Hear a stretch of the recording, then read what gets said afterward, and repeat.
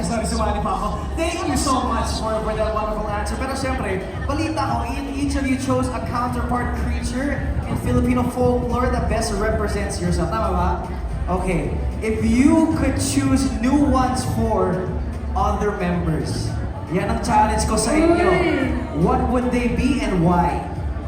Okay. Si ate ka muna. Sige, dahil red hair po siya. Yung red kasi reminds me of blood. So ano kaya yung parang monster na nagsasak ng blood? Ano kaya?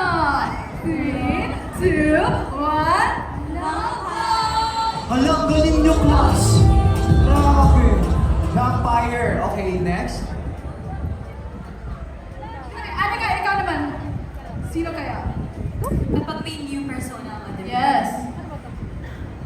Si Ate Nana, feel ko ano siya. Ano siya? Si Rena. Si Rena. Bakit si Rena? Kasi, sa sobrang ganda niya, napapalangoy kami sa kasiyahan. Wow! Kasiyahan! Alright, next. Ako kaya? Ano kaya? Feeling ko alam ko na anong sasabihin niya, pero sige nga. Oh, sa tingin nyo. Ikaw lang na.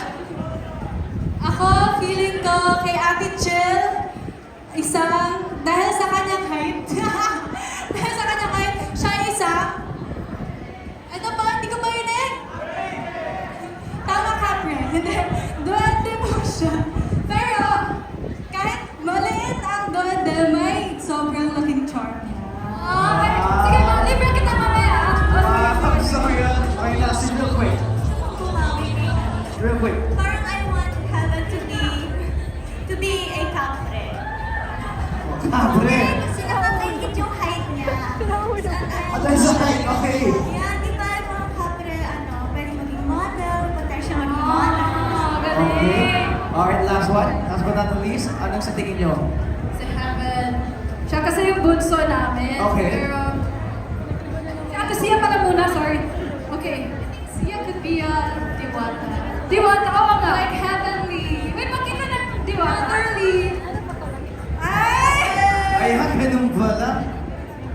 Alright, with that, maraming salamat sa performance ninyo at sa kwentuhan natin ngayon. Thank you so much, Mila. Pero okay lang po kung saan napakilala ko kami. Sure, of course.